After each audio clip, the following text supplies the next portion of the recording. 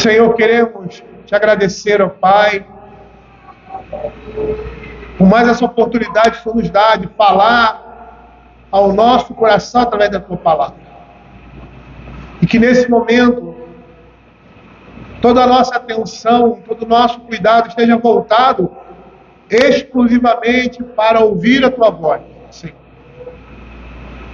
Que o Senhor esteja nos dando um coração, Senhor Deus, contrito, abatido, para recebermos da tua palavra o ensinamento. Fica conosco, Senhor Deus, porque por natureza somos avessos, Senhor, à palavra de Deus.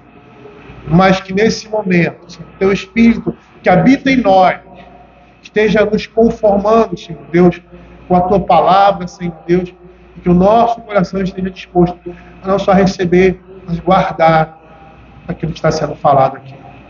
É o que nós pedimos, em nome de Jesus. Amém. Como eu havia dito, queridos, nesses primeiros momentos aí, retorno de férias, nós estaremos falando sobre fé, a partir de Hebreus capítulo 11, à noite, continuando a exposição de Marcos, que iremos dar início hoje à noite. Eu gostaria que os irmãos abrissem Hebreus capítulo 11, dos versos 3 a 7.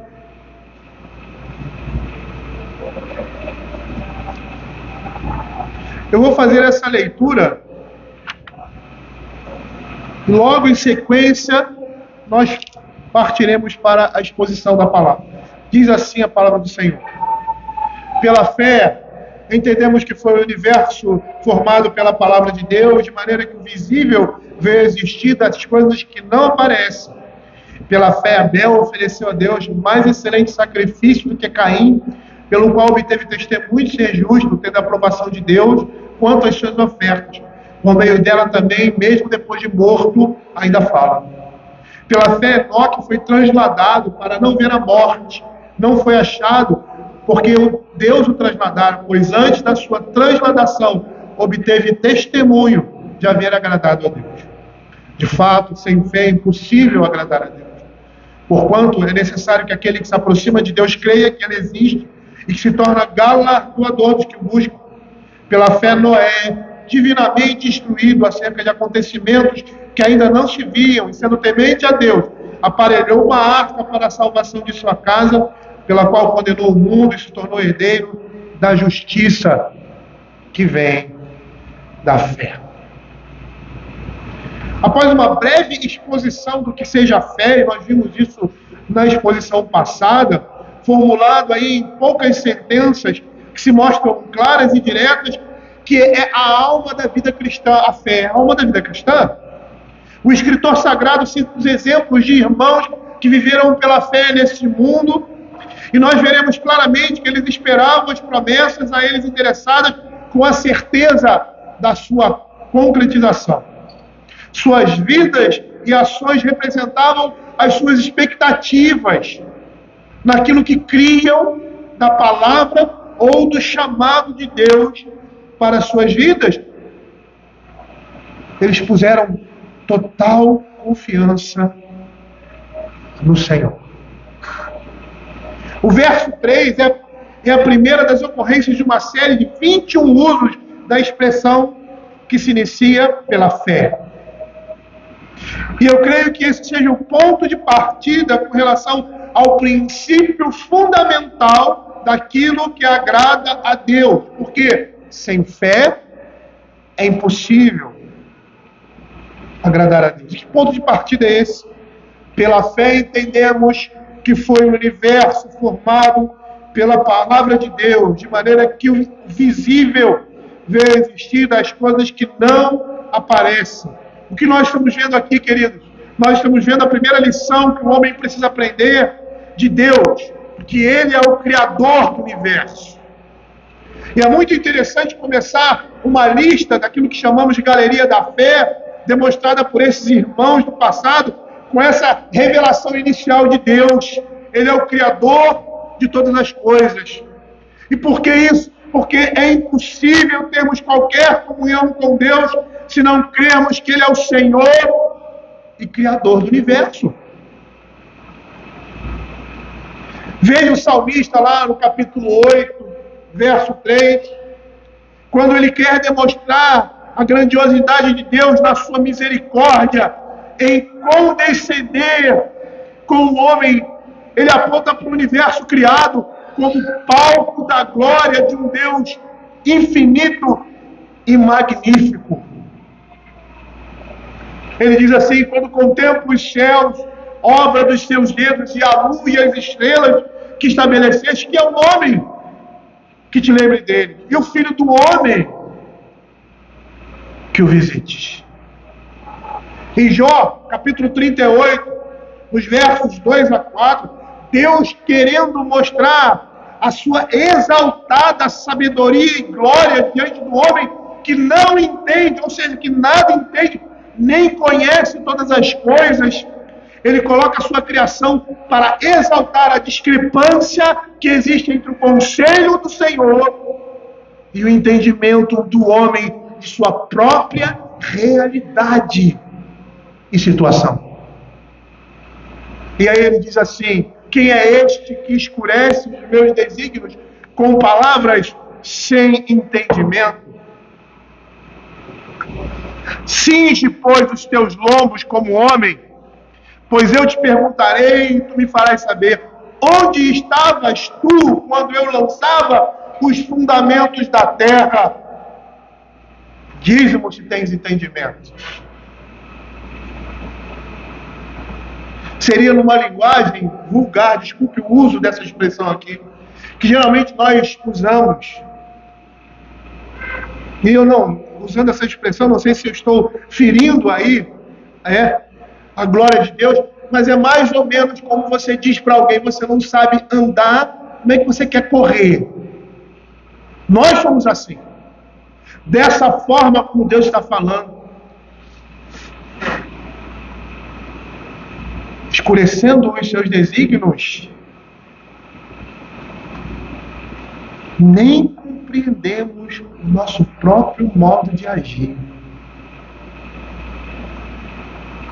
É o que nós estamos vendo aqui na Escritura. A primeira revelação que temos de Deus na Bíblia começa com Ele como Criador, e o que isso significa: aquele que cria todas as coisas pela palavra do seu poder, em sua sabedoria, uma sabedoria que é inigualável. Esse é o primeiro ponto da fé. Matthew Henry vai dizer que esse é um dos primeiros atos e artigos de fé que tem grande influência sobre todo o restante, que é comum a todo crente em todas as épocas e partes do mundo. É a fé na revelação de Deus que nos faz crer que o universo foi criado por Ele. Apesar da revelação natural também apontar dessa forma, parece verdade, mas é a fé que nos dá essa certeza. E aí temos muitos crentes, que creem numa criação aos moldes evolutivos. São anos, são eras, os dias.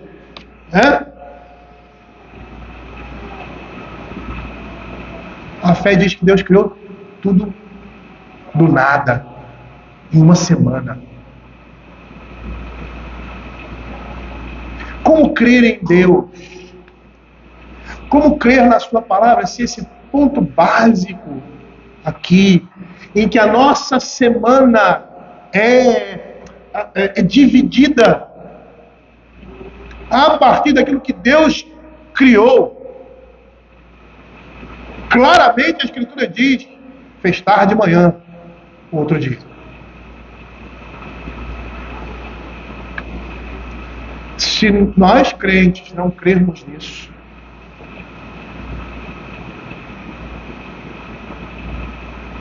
está difícil viver uma vida que represente verdadeiramente a fé bíblica.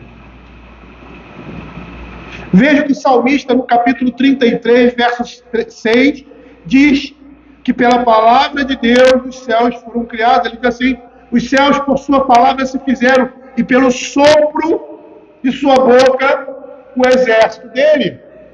Simon Kishmaker, comentando esse versículo, ele conclui que propositadamente Deus criou o mundo de tal maneira que o homem pode entender a sua origem somente pela fé.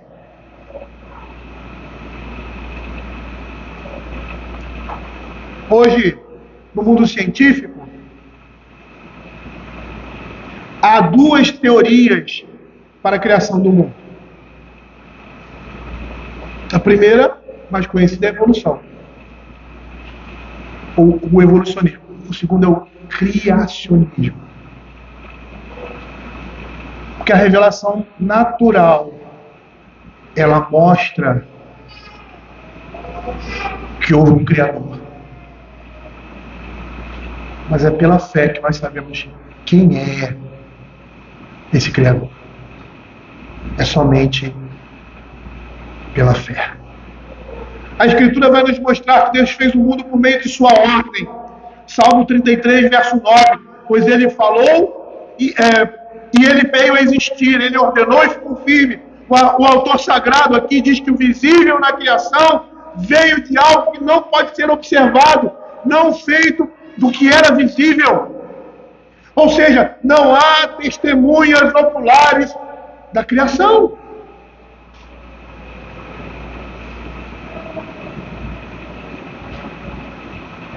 E aí o Senhor questiona Jó, mostrando a sua ignorância quanto aos seus desígnios, quando diz lá no capítulo 38, verso 4, onde estavas tu quando eu lançava os fundamentos da terra? Dize-me se tens entendimento. O mundo tem uma lógica, há uma matemática na formação das coisas. Porque Deus é um Deus da lógica, é um Deus da matemática. Mas a lógica e a matemática de Deus, muitas vezes, não é compatível com a lógica e a matemática humana. E sabe por quê? Porque nós tiramos os olhos daquilo que é o fundamento dessas coisas, que é a fé. E por que isso? Porque o homem deve confiar naquilo que Deus revelou a respeito da criação, do universo, da formação do mundo. Pela fé na palavra de Deus, o homem reconhece que a criação se originou de Deus. E a fé tem um aspecto não somente perspectivo, mas retrospectivo também. Não aponta somente para frente, para o fim do mundo, mas para trás, para o começo do mundo. Pela fé entendemos muito mais da formação do mundo do que jamais pode ser compreendido pelo olho da razão natural. Porque não havia nenhuma testemunha ocular. Pois a fé é a convicção de fatos que não se veem. O que parece aqui é que o autor sagrado está nos dizendo que o primeiro artigo de fé é entender que ele, Deus, é o Criador do universo, e entender que tudo disso depende. Todas as outras coisas dependem do homem conhecer e saber que Deus é o Criador do universo. Deus é o Criador de todas as coisas. E as suas consequências ou implicações do que isso significa. Quando nós olhamos aqui o verso 3, nós entendemos que não podemos considerar o mundo dos homens a parte da criação, a parte do meio ambiente. E aí, queridos, nós vemos que a fé exercida pelos homens na terra, ao apontar a criação, deve tornar claro que tudo quanto existe na terra está sob o controle de Deus. E esse aqui é o ponto de partida para mover todo crente à ação na fé na palavra de Deus. Saber que Deus está no controle de todas as coisas. E aí, dentro dessa perspectiva, nos versos seguintes, nós vamos ver como a fé foi demonstrada na vida de cada um desses irmãos do passado, nessa perspectiva. E aí, o propósito do autor é exortar os seus ouvintes a levar uma vida de fé, como se vê naqueles que pela fé seguiram a Deus nos vários aspectos da sua vida. E aí eu faço uma pergunta para você, olhando essa galeria da fé. O que nós estamos fazendo pela fé? Nós estamos criando os nossos filhos pela fé? Nós estamos nos relacionando com as nossas esposas e nossos maridos pela fé? Nós estamos trabalhando pela fé? Porque nós olhamos aqui e nós só vemos a parte daqueles que foram fechar a boca dos leões, né? Dominaram reis, dominaram tronos. Mas nós estamos vendo aqueles que foram torturados, ou aqueles que abandonaram uma vida de conforto no pecado para viver uma vida de dificuldade, em santidade, vida e piedade. O que nós estamos fazendo pela fé? A Escritura vai nos dizer que tudo que nós fazemos deve ser feito dessa forma. Perceba aqui que a expressão pela fé é repetida várias vezes, de modo a ressaltar a sua primazia, sendo seguida pelos exemplos de fé para estimular o que? Os crentes à ação. E tem crente que gosta de ouvir e aceitar historinhas e fábulas e coisas mentirosas, porque desconhece a palavra de Deus. Desconhecer a palavra de Deus é desconhecer e entender o mundo atual. Você precisa entender política, você precisa estar antenado com essas coisas. De certa forma, sim, mas não necessariamente. Porque você pode não entender de nada disso e ser mestre em todas essas coisas, porque você conhece a palavra de Deus. Você conhece a palavra de Deus. Aqui nós estamos vendo essa primazia pela fé, para estimular os crentes à ação, porque a Escritura vai dizer, tanto em Abacuque como o apóstolo Paulo, que o justo vive por fé. E as nossas ações devem refletir isso. Se as nossas ações não refletem a nossa fé, há um problema.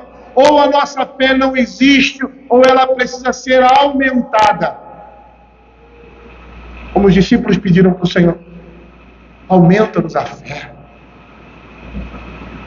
Esse capítulo aqui vai mostrar de forma vigorosa que o povo de Deus deve ser um povo de fé, mesmo em circunstâncias desanimadoras. E eu gostaria de chamar a nossa atenção para que fé em circunstâncias normais pode nem ser fé. Mas a fé é provada quando ela é afligida, quando ela é atormentada. Ou melhor, quando nós somos afligidos, quando nós somos atormentados. Esse é o princípio da palavra de Deus. A palavra de Deus diz para o homem amar a sua esposa. Por que ele fala isso? Porque naquele momento em que você não quer amá-la, e ela não merece ser amada, pelos seus atos, você vai amá-la. A Escritura diz, chama a mulher a ser submissa ao seu marido. E a submissão, ela só se manifesta quando você é contrariado, quando você tem uma direção e uma outra pessoa dá outra direção para você. Mas você acha que essa aqui é melhor. No trabalho a gente faz isso. Nas outras atividades nós fazemos até no jogo de futebol, né? O capitão chega lá para você do time, você não vai jogar aqui não, vai jogar lá naquela ponta lá, porque o cara fala, você vai ter que fazer. Você obedece. Mas eu não jogo aqui, não tem. Mas meu filho, é melhor ter você lá do que não ter ninguém. Numa guerra é assim, porque dentro de casa não é.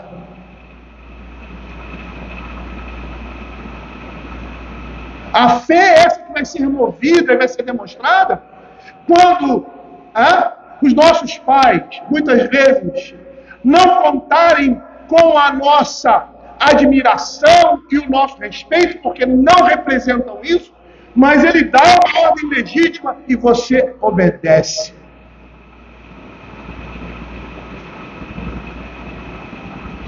Isso é fé.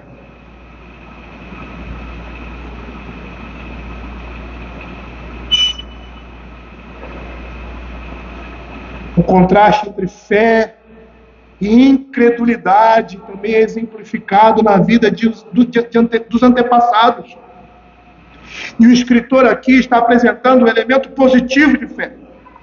Mas perceba que, nesse primeiro momento positivo que ele apresenta da fé, ele menciona Caim, introduzindo um exemplo de desobediência e incredulidade, um exemplo negativo. E ele diz assim: pela fé, Abel ofereceu a Deus mais excelente sacrifício do que Caim, pelo qual obteve testemunho de ser justo, tendo a aprovação de Deus quanto às suas ofertas. Por meio dela também, mesmo depois de morto, ainda fala. O autor sagrado aqui vai nos mostrar que, por mais excelentes que fossem as obras dos antigos, elas derivam o seu valor, a sua dignidade da fé. Os pais só agradam a Deus por causa da sua fé. E a fé aqui, os nossos pais, né?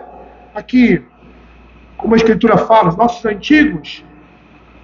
E fé aqui deve ser considerada com um sentido duplo. Primeiro, por causa da obediência, uma vez que ela tensiona, que ela não tensiona, melhor dizendo, nem realiza nada, exceto pela expressa palavra de Deus. E, em segundo lugar, por causa da confiança e descanso nessa mesma palavra.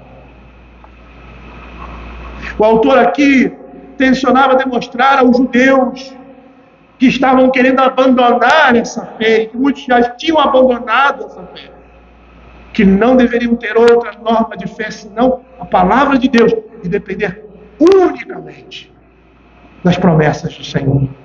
Veja aqui, quando ele diz assim: Abel ofereceu o mais excelente sacrifício do que Caim. Perceba essa comparação. Por isso ele obteve um testemunho de ser justo e teve a aprovação de Deus. A Escritura diz que o sacrifício de Abel foi mais excelente do que o Caim. E a diferença entre eles está relacionada ao sacrifício. Por quê? Porque Caim trouxe uma oferta qualquer, enquanto Abel ofereceu o que tinha de melhor. Abra Gênesis capítulo 4, versos 2 a 5. Então vamos ver esse texto, dentro desse contexto de fé, que a Escritura nos fala. Diz assim: depois deu à luz Abel, seu irmão. Abel foi pastor de ovelhas e Caim lavrador. Aconteceu que no fim de uns tempos trouxe Caim do fruto da terra uma oferta ao Senhor. Abel, por sua vez, veja a diferença, trouxe das primícias do rebanho da gordura deste. Agradou-se o Senhor de Abel de sua oferta, ao passo de que Caim de sua oferta não se agradou. Irou-se, pois, sobremaneira Caim e descaiu no semblante. Perceba a linguagem que o texto sagrado está usando aqui. Ele diz que Caim trouxe uma oferta, Abel, por sua vez, das primícias e gorduras. O que Caim faz? Caim traz um dos frutos. Não há indicação de que sejam os primeiros, os melhores, como na festa das primícias. Abel traz o melhor, o mais gordo dos primogênitos. Qual é o pecado de Caim aqui? O pecado de Caim é superficialidade. Ele parece ser religioso, porém o seu coração não é totalmente dependente de Deus. Ele não é sincero e nem grato diante de Deus. Veja o verso 4 aí, quando diz: Abel, por sua vez, trouxe das primícias do seu rebanho e da gordura deste. Agradou-se o Senhor de Abel e de sua oferta. Percebam aí o detalhe que a Escritura vai inicialmente dizer que o Senhor se agradou primeiro de Abel, para depois olhar para a sua oferta.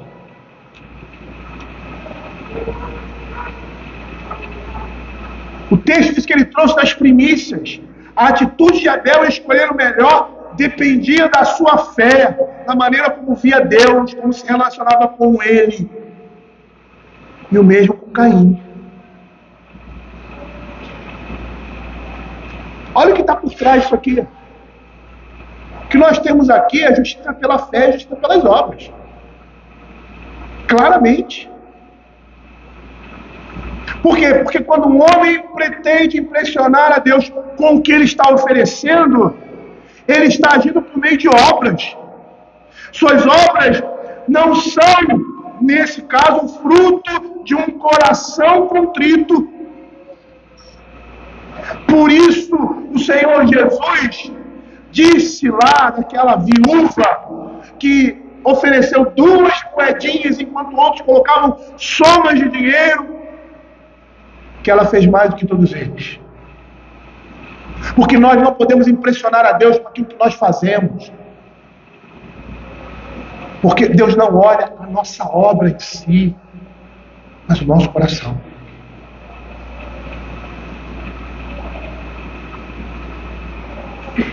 E quando nós agimos assim, não sei se esse foi o caso de Caim, porque ele ofereceu qualquer coisa, é porque nós queremos ser aceitos por aquilo que estamos oferecendo, por aquilo que nós estamos fazendo, não por quem nós somos. E aí você olha, não foi a oferta em si o grande problema aqui, mas a forma como foi oferecida. Veja a viúva, 2 moedas. Veja o que o salmista vai dizer com relação a isso. Salmo 51, de 15 a 19. Abra aí. Veja o que o salmista vai dizer. Abre, Senhor, os meus lábios e a minha boca manifestará os teus louvores, pois não te comprazes em sacrifícios, do contrário eu te daria, não te agrada de holocausto. Ou seja, Davi está rejeitando aquilo que Deus estabeleceu. Não. Sacrifícios agradáveis a Deus são espírito quebrantado, coração compungido, contrito. Não desprezarás a Deus.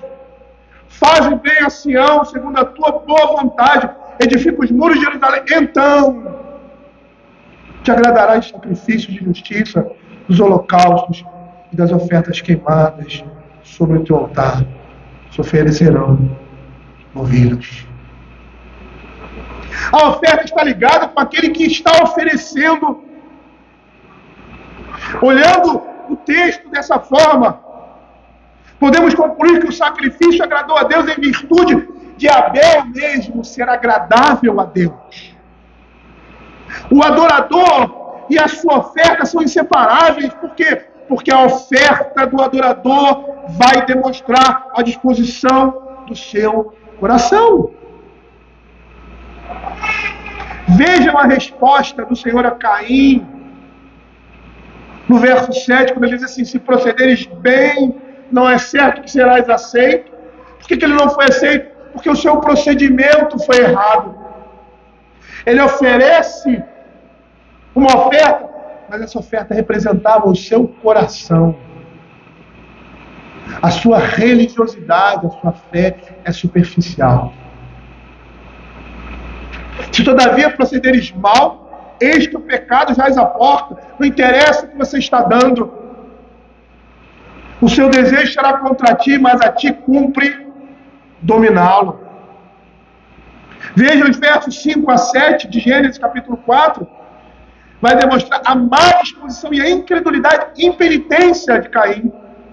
Por isso o sacrifício não foi aceito. Por que incredulidade e impenitência? Porque todas as vezes que o Senhor pergunta, indaga ao homem sobre algo, ele quer uma resposta. Toda vez que o Senhor pressiona alguém, Ele quer que essa pressão volte em forma de arrependimento e confissão. Veja que irou-se, pois, sobremaneira Caim, descaiu o semblante. Então lhe disse o Senhor: por que andas irado e por que descaiu o teu semblante? Se procederes bem, não é certo que serás aceito? Se todavia procederes mal, eis que o pecado jaz à tua porta. O seu desejo será contra ti, mas a ti cumpre dominá-lo. Aqui era o momento de Caim colocar os seus joelhos no chão, reconhecer o seu pecado. E aí tanto ele e a sua oferta seriam aceitos. Mas a ira e a sua má disposição, a disposição de Caim, a indagação feita por Deus se destina a permitir isso que ele confesse. A ira demonstra esse afastamento. Caim não confessa o pecado, demonstrando que impenitência. E percebam que no verso 7, ele tem consciência daquilo que é certo e do que é errado. Descaiu-lhe o semblante. E a resposta à pergunta iria requerer da parte dele fé, para crer que Deus faz certo o que é certo. Mas ao deixar sem resposta, Caim demonstra carência de uma fé que agrada a Deus.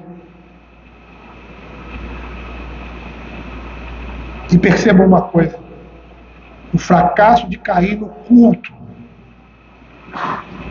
e a sua ira subsequente a isso são básicos para o seu comportamento pecaminoso.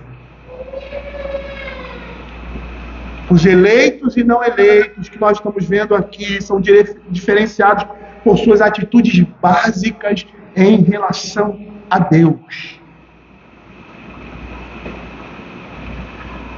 Bruce Waltke vai dizer que Caim primeiro fracassa no altar. E porque fracassa no altar, também fracassa no campo. E sabe por quê? Porque aquele que fracassa em sua teologia, guardem isso, vai fracassar na vida. Aquele que fracassa em conhecer a Deus, vai fracassar na sua prática de vida. No nosso retiro nós estávamos falando sobre batismo com o Espírito Santo, né? Aquelas pessoas que acham que o batismo com o Espírito Santo é falar em línguas, elas estão buscando essas coisas. Quer poder para curar, sei lá. Quer gritar, pular. Elas estão buscando isso. Mas aqueles que sabem que o batismo com o Espírito Santo significa conversão, e as suas evidências na vida do crente é uma vida de contínuo desejo pela palavra de Deus, uma vida de santidade e piedade. Esses são os sinais evidentes da habitação do Espírito no homem. E aí o que ele vai fazer? Ele vai buscar essas coisas. Ele vai buscar conhecer a Deus. No contexto aqui, ele vai buscar conhecer a sua fé. Ele vai buscar praticar e viver essa fé. Veja o que o texto vai dizer. Pelo qual obteve testemunho de ser justo, tendo a aprovação da parte de Deus. Pela fé implantada no seu coração, Abel teve o testemunho de ser justo. Ele viveu em harmonia com Deus e os homens. Por isso ele tornou-se conhecido como um homem justo. Deus olha para o coração de Abel e fica satisfeito com os motivos do ofertante. E é isso que nós vemos em Gênesis capítulo 4, verso 4. Abel, por sua vez, trouxe das primícias do seu rebanho da gordura dele. Agradou-se o Senhor de Abel e dos ofertas. Porque o Senhor olha o coração do homem.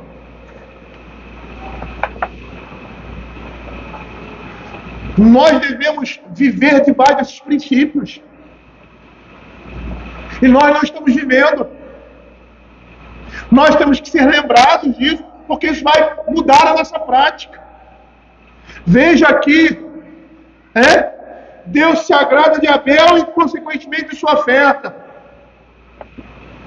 O mesmo princípio é visto lá na escolha de Davi. É o mesmo princípio. Samuel vai lá, aí vem um bonitão forte, esse aí não é. Aí vem um outro lá, bonitão forte, aí vem um outro lá, inteligente, não é. Aí chama um menino.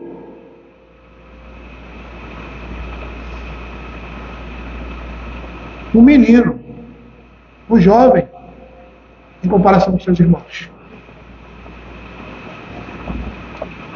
Ao ponto de Samuel dizer, não tem mais ninguém aqui. Ah, tem sim, tem Davi, está no campo. Manda chamar. É esse.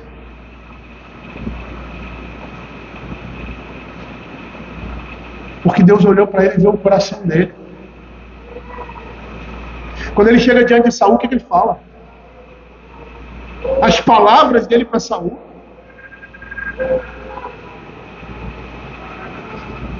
Como um incircunciso vai falar isso do povo de Deus? Um menino, comparado a seus irmãos. O jovem.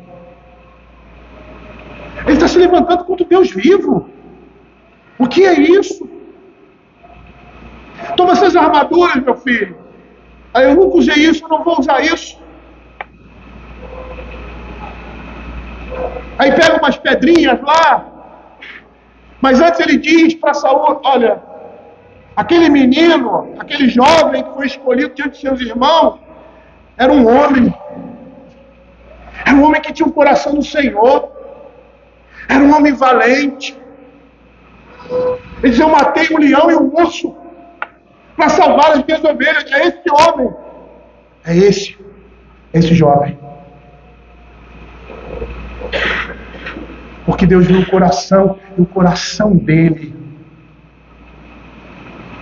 pulsava para fora. Mostrava quem ele era. Por isso a atitude dele de ir contra aquele homem, aquele gigante, pela fé. Ele não usou armaduras.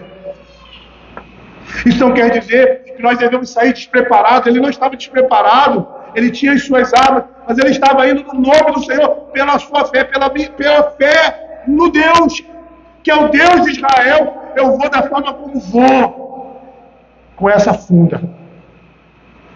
Mesmo porque depois ele se tornou um guerreiro e usava essas armaduras, e a fé dele não mudou. Mas naquele momento aqui, aprove a Deus que ele fosse unicamente pelo poder de Deus. E ele demonstrou isso, derrubando um gigante. Muitos pensam aí que Davi, somos nós, né? Davi, quando derruba Golias, ele é um tipo de Cristo. Nós, nessa comparação, somos o povo amedrontado, Israel amedrontado. E Davi é aquele que chega para os irmãos e diz, vocês têm medo disso aí?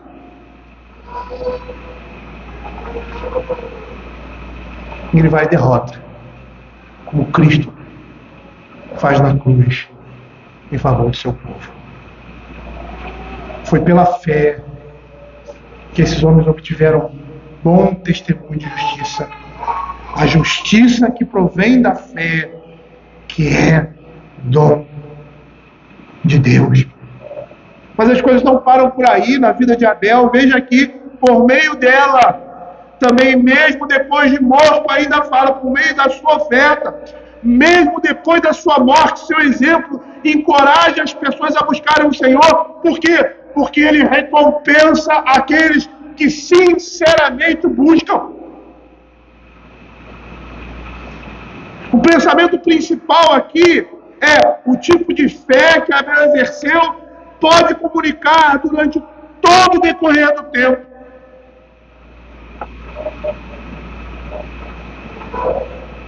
Porque é aquela fé que é dom de Deus. Por isso ele diz que ele fala ainda por meio dela, por meio do seu sacrifício. Matthew Henry, quando está comentando sobre esse verso, ele descreve as seguintes verdades que esse verso nos revela. Ele diz assim, que o homem caído, essa é a primeira verdade, tem permissão para adorar a Deus com a esperança de ser aceito. Isso tanto para Caim quanto para Abel. Que se esperamos que nossa pessoa e oferta sejam aceitas, precisa ser por meio da fé em Cristo. Que a aceitação por parte de Deus é um favor peculiar e distintivo. Que aqueles que obtêm esse favor de Deus precisam contar com a inveja e a maldade do mundo, como Abel contou. Que Deus não vai permitir que as injustiças cometidas contra o seu povo fiquem sem castigo, nem seus sofrimentos sem recompensa. E que Deus não permitirá que a fé de Abel morresse com ele, mas levantaria outros que obtiveram uma fé igualmente preciosa. E assim ele fez em pouco tempo. Pois no versículo seguinte nós lemos: pela fé Enoque foi trasladado para não ver a morte. Não foi achado porque Deus o trasladara, pois antes da sua transladação obteve testemunho de haver agradado a Deus. Querida, a minha perspectiva hoje era falar até o verso 7, mas não vou parar aqui. E muitas vezes nós temos um olhar meio estranho com relação à Escritura. Nós olhamos para essas coisas e não conseguimos linká-las, ou seja, ligá-las à nossa vida. Não conseguimos colocar isso na nossa vida prática.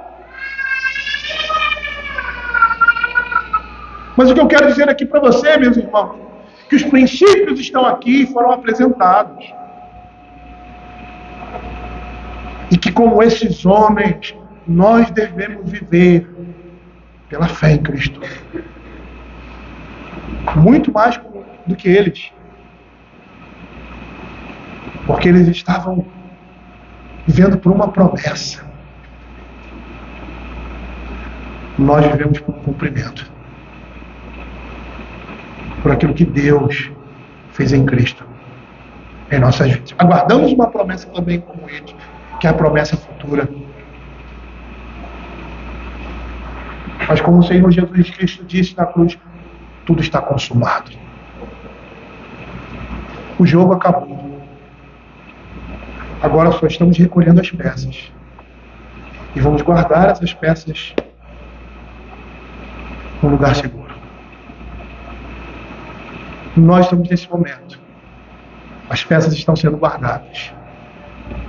E quem nós somos nesse teatro da glória de Deus?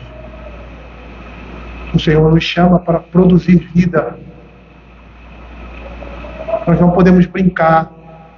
Porque quando não levamos a vida cristã a sério, quando não levamos em consideração a nossa fé, a nossa religião, nós estamos levando a vida na brincadeira. Nós não estamos levando a vida a sério.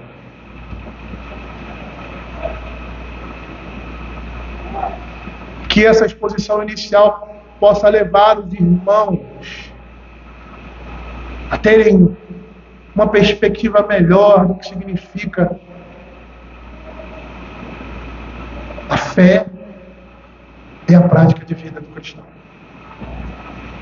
E que possamos labutar para isso. Qual é o nosso entendimento da habitação do Espírito? É um entendimento neopentecostal? É um entendimento do mundo? É um entendimento da Escritura? Se o nosso entendimento é esse aqui da palavra, nós vamos andar nessa direção e vamos buscar essas coisas. Vamos buscar a fé. E vamos buscar viver por meio dela.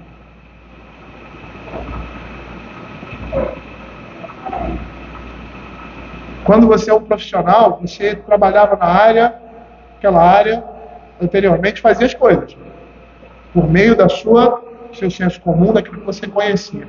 Quando você é um profissional naquela área, você começa a usar os instrumentos e ferramentas daquela área.